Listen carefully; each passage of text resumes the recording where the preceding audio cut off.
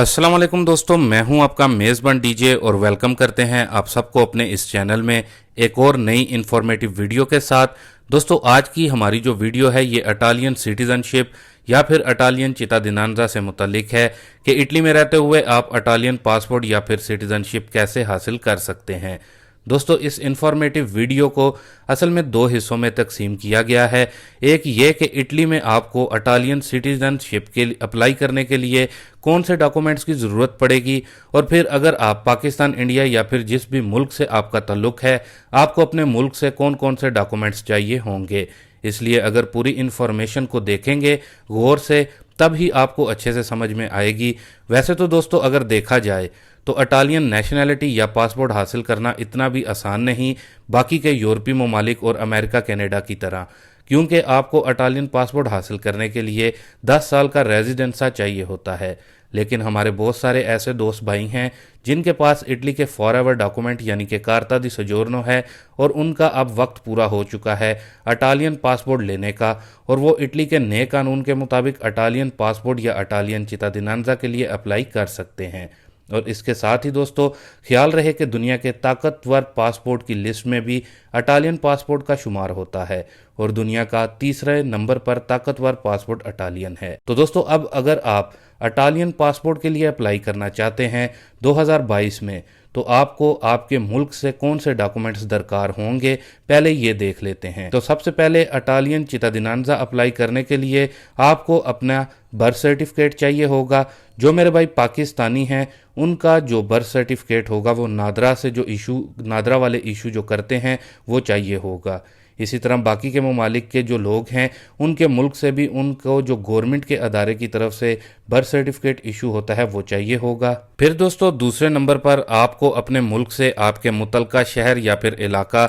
जो police station होता है वहाँ से आपको पुलिस क्लीयरेंस सर्टिफिकेट चाहिए होगा, जो कि ये सबूत देता है कि आप अपने मुल्क में किसी भी जुर्म या फिर क्राइम में मुलव्वस नहीं हैं। उसके बाद आपको ये दोनों जो डॉक्यूमेंट्स हैं अपने यूनियन कौंसिल के दफ्तर में लेकर जाने होंगे और वहाँ पर जो चेयरमैन होते हैं उनसे दस्तखत के साथ स्टैंप लगवानी होगी। और कोशिश करें कि आप अपने यूनियन कौंसिल के चेयरमैन से रिक्वेस्ट करें कि वो अपना आईडी कार्ड और अपना फ़ोन नंबर भी इन डॉक्यूमेंट्स पर मेंशन कर दे, क्योंकि बाज़ औक़ात अगर डाउट हो तो वो डायरेक्टली कॉल भी करके पूछ सकते हैं यूनियन कौंसिल के चेयरमैन को। इसके बाद आपको इन डॉक्यूमेंट्स को फॉरेन ऑफिस से अटेस्टेड करवाना होता है, और जब आपके ये डॉक्यूमेंट्स फॉरेन ऑफिस से अटेस्टेड हो जाएंगे तो उसके बाद आपके पास अभी के कानून के मुताबिक दो ऑप्शन मौजूद हैं इन डॉक्यूमेंट्स को लीगलाइजेशन के लिए। या तो आप अपने मुल्क पाकिस्तान में मौजूद जो इतालवी सफारत खाना है वहाँ से इनको लीगलाइजेशन करवाएं, या फिर अभी पाकिस्तानियों के लिए ये ऑप्शन भी मौजूद है कि वो अपने इन डॉक्यूमेंट्स को इटली में जो पाकिस्तानी कौंसलेट है वहाँ से भी लीगलाइज करवा सकते हैं। और बेहतर यही होगा कि आप इटली से ही करवा लें लीगलाइज, क्योंकि 3 से 4 घंटे में आपको आपके डॉक्यूमेंट्स लीगलाइज करके मिल जाते हैं। अब जब आप अपने ये डॉक्यूमेंट्स को लीगलाइज करवा लेते हैं तो फिर आप इटली में जिस भी शहर में हैं या फिर जिस भी जगह पर आप रह रहे हैं वहाँ पर एक इटालियन अदारा है यानी कि ऑफिस है जिसका नाम है कमर्सलातो देल गवर्नो। ये अदारा जो डॉक्यूमेंट्स आप इनको देंगे ये इसको कंट्रोल करेंगे और वो इन डॉक्यूमेंट्स को लीगलाइज करेंगे इटली में इस्तेमाल करने के लिए। और जब ये अदारा आपके बर्थ सर्टिफिकेट और पुलिस करैक्टर सर्टिफिकेट को अपनी स्टैंप लगाकर लीगलाइज कर देगा तो वो पूरे इटली में काबिल कबूल होंगे। तो दोस्तों, बस अपने मुल्क से आपको इटालियन पासपोर्ट या फिर सिटीजनशिप के लिए यही डॉक्यूमेंट्स चाहिए होंगे। अब आ जाता है दूसरा हिस्सा कि इटली से आपको कौन से डॉक्यूमेंट्स चाहिए होंगे। तो दोस्तों, इटली में आपको परमेसो दी सोजोर्नो,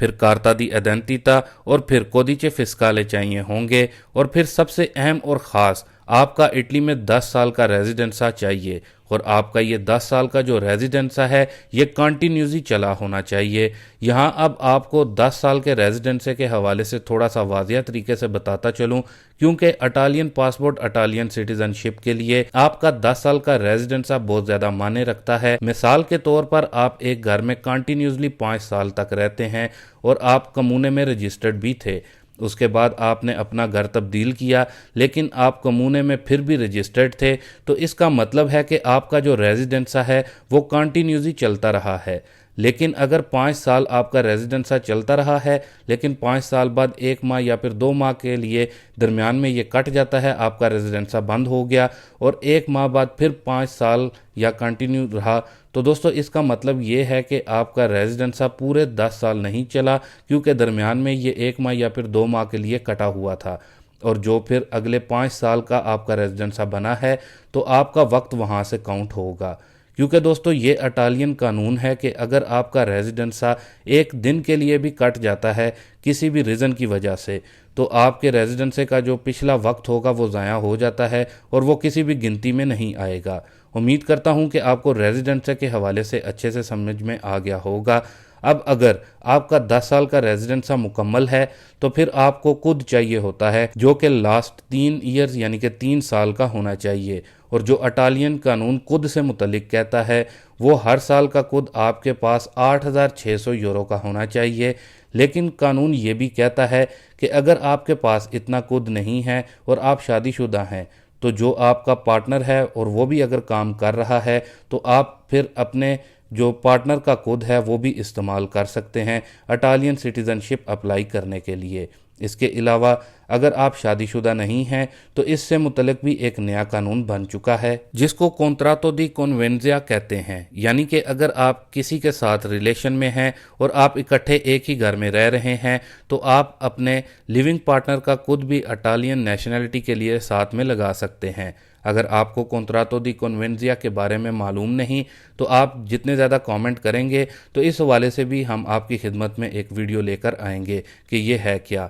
تو دوستو اگر آپ کا کود 8,600 یورو ہے تو پھر آپ نے پوستے اطالیانو میں جانا ہے اور وہاں سے آپ کو 250 یورو کی بولوتینی لینی ہوگی اور پھر 16 یورو کی مارکادی بولو لینی ہے، اور پھر اس کے ساتھ ہی آپ کو وہاں سے ایک پیپر بھی ملے گا جس کو آپ نے پر کرنا ہوگا، جس میں کچھ سوالات یعنی کہ کویسچن وغیرہ ہوتے ہیں، اور جو بھی اس پیپر میں سوال ہوں گے ان کو بالکل ان کا درست جواب آپ نے دینا ہوگا، اور جو بھی انفارمیشن اس پیپر پر آپ سے پوچھی جائے گی وہ آپ نے بالکل اوریجنل دینی ہوگی، اور اس کے بعد پھر آپ کے پاس اپنا اوریجنل اور ویلڈ پاسپورٹ ہونا چاہیے، اور پھر ستے 30 کا سرٹیفکیٹ یعنی کہ جو آخری 3 سال کی آپ نے ستے 30 کروائی ہوگی اس کا سرٹیفکیٹ، جس سے یہ معلوم ہو جاتا ہے کہ آپ کا کوئی بھی ٹیکس پینڈنگ میں تو نہیں،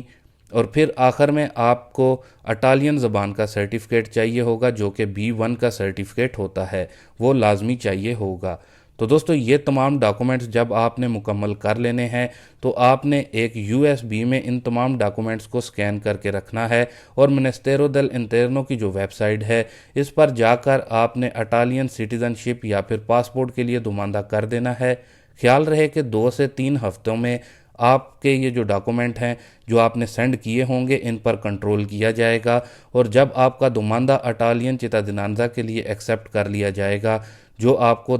اس کے بعد آپ کو 10 ڈیجٹ یا پھر نمبر کا ایک کوڈ فراہم کیا جائے گا جس کو آپ پاسورڈ بھی کہہ سکتے ہیں، جو کہ اس چیز کا ثبوت ہوتا ہے کہ آپ کا دوماندہ ایکسیپٹ ہو چکا ہے۔ جب یہ سارا کام ہو جائے گا تو اس کے بعد آپ کو 2 سے 3 سال کا انتظار کرنا ہوگا جس میں آپ سے رابطہ کیا جائے گا، اور پھر بعد میں آپ کو اٹالین سٹیزن شپ یا پھر پاسپورٹ دے دیا جائے گا۔ امید کرتا ہوں کہ ساری انفارمیشن آپ کو اچھے سے سمجھ میں آ گئی ہوگی۔ اللہ حافظ۔